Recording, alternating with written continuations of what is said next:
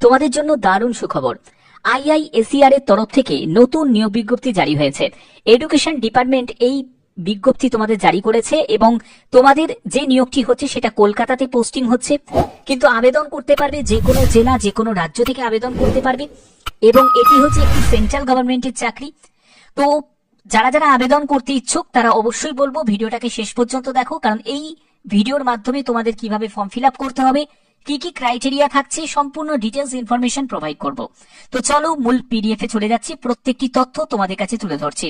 এখানে তোমরা দেখতেই পাচ্ছ যে তোমাদের এই যে আবেদন করার জন্য যে লিংক, এই লিংক অ্যাক্টিভ হয়ে গেছে, প্রত্যেকে আবেদন করতে পারো।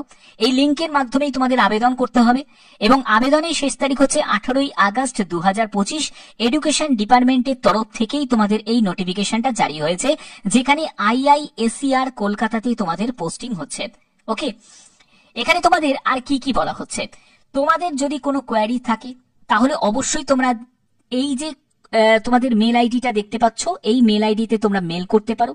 তোমাদের যদি কোনো রকম কোনো কন্ট্যাক্ট করার থাকে তাহলে অবশ্যই তোমাদের বলবো এখানে তোমরা মেল করে তোমরা জেনে নিতে পারো।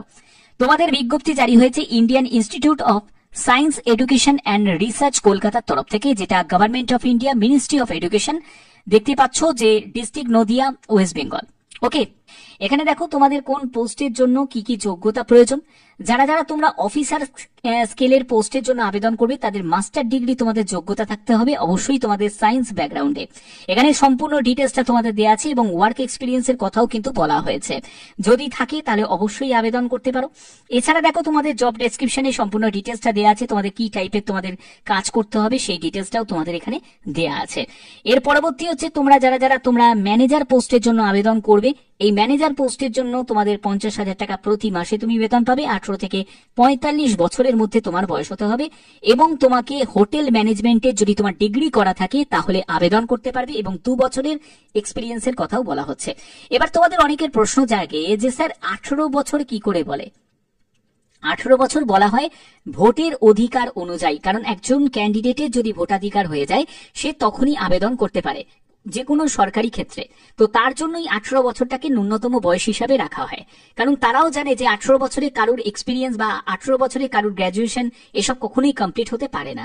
ঠিক আছে, তো এখানে এই ন্যূনতম বয়সটা কিন্তু এর জন্যই রাখা হয় যে ভোটের অধিকার অনুযায়ী, কারণ ভোটাধিকার হলেই সেই কিন্তু কোনো গভর্নমেন্ট সেক্টরে অ্যাপ্লাই করতে পারে। ঠিক আছে, তো এই হচ্ছে তোমাদের সম্পূর্ণ মানে তোমাদের ব্যাপারটা ডিটেলস বললাম। এবং দেখো এই যে নিয়োগটি করা হচ্ছে সেটা একটা কন্ট্রাকচুয়াল ভিত্তিতে নিয়োগ করা হচ্ছে। যদি তোমাদের পারফরমেন্স ভালো হয় তাহলে সেক্ষেত্রে সেটা কিন্তু এক্সটেন্ড করতে পারে। ভারতীয় নাগরিক প্রত্যেকে আবেদন করতে পারো, যে কোনো জেলা, যে কোনো রাজ্য থেকে আবেদন করতে পারো। সম্পূর্ণ রুলস অ্যান্ড রেগুলেশন এগুলো তোমাকে ফলো করেই আবেদন করতে হবে। আবেদন মূল্য কিছু তোমাদের লাগছে না, এগুলো মোটামুটি এখানে কোনো রকম আবেদন মূল্য লাগছে না। মেল ফিমেল বোথ ক্যান্ডিডেটই আবেদন করতে পারবে, আলাদা করে কিন্তু ভাগ করা নেই যে এই শিডিউল কাস্টের জন্য কত, তারপরে শিডিউল ট্রাইবের জন্য কত, এরকম কিন্তু আলাদা করে ভাগ করা নেই ভ্যাকেন্সি। এবং দেখো তোমাদের আবেদন করতে গেলে প্রপার ওয়েতেই আবেদন করতে হবে। কোনো রকম ভাবে তুমি যদি ভুলভাল তথ্য দিয়ে আবেদন করো তাহলে সেই আবেদন কিন্তু তোমাদের রিজেক্ট হয়ে যাবে। এখানে অবশ্যই আবেদন করার আগে ভ্যালিড মোবাইল নাম্বার এবং তোমার মেল আইডি প্রয়োজন, কারণ তোমাদের ফার্দার যা কমিউনিকেশন হবে সবই কিন্তু এই মেলের মাধ্যমেই তোমরা জানতে পারবে বা তোমাদের এসএমএস এর মাধ্যমে জানানো হবে। অ্যাডমিট কার্ড এগুলো তোমাদের ইস্যু করতে পারবে পরবর্তী সময়। এবং তোমাদের এখানে বলে রাখি কোন রকম রিটিন এক্সাম পসিবিলিটি আছে, কোনো রিটিন এক্সাম কিন্তু হবে না, সরাসরি তোমাদের ইন্টারভিউ এর মাধ্যমেই কিন্তু সিলেকশন হওয়ার সম্ভাবনা কিন্তু রয়েছে। ঠিক আছে, এই ব্যাপারে যখন প্রপার কোনো মানে ইনফরমেশন আসবে অবশ্যই তোমাদের সেটা দিয়ে দেবো। এবং দেখো ভ্যাকেন্সি এটা ইনক্রিজও হতে পারে অথবা ডিক্রিজও হতে পারে, তবে ইনক্রিজ হওয়ার সম্ভাবনা কিন্তু বেশি রয়েছে। এবার আবেদন কিভাবে করবে? আবেদন করার জন্য অ্যাপ্লাই লিঙ্কেই জাস্ট ক্লিক করব। ঠিক আছে, এখান থেকে তোমাদের আবেদন করতে হবে, যে দেখতেই পাচ্ছ Indian institute of science education and research কলকাতার তরফ থেকে। এখানে আবেদন করার জন্য তোমাদের ইউজার নেম এবং পাসওয়ার্ড ক্রিয়েট করতে হবে। এটা কিভাবে ক্রিয়েট করবে? ডোন্ট হ্যাভ অ্যান অ্যাকাউন্ট এই অপশনে তোমাকে সাইন আপ অপশনে ক্লিক করতে হবে।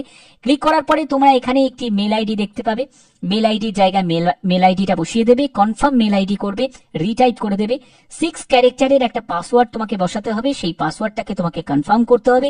মোবাইল নাম্বার দেবে এবং তোমাকে এরকমই একটা ক্যাপচা ভেরিফিকেশন করে ক্যাপচা টেক্সটটা বসিয়ে দিয়ে সাইন আপ করতে হবে। এই হচ্ছে তোমাদের আবেদনের প্রসেস। যারা যারা আবেদন করতে ইচ্ছুক তারা অবশ্যই আবেদন করতে পারো। অল ইন্ডিয়া প্রত্যেক প্রার্থীরাই আবেদন করতে পারো। তোমরা জানো আমি প্রতিদিন বিভিন্ন আপডেটগুলো প্রোভাইড করে থাকি। ছোটখাটো যে কোনো আপডেট পাওয়ার জন্য অবশ্যই বলবো চ্যানেলটাকে সাবস্ক্রাইব করে রাখো, কারণ প্রত্যেকের জন্য খুবই গুরুত্বপূর্ণ আপডেটগুলো থাকে। আশা করছি ভিডিওটা ভালো লেগেছে। এখনের মতো এটুকুই, টাটা।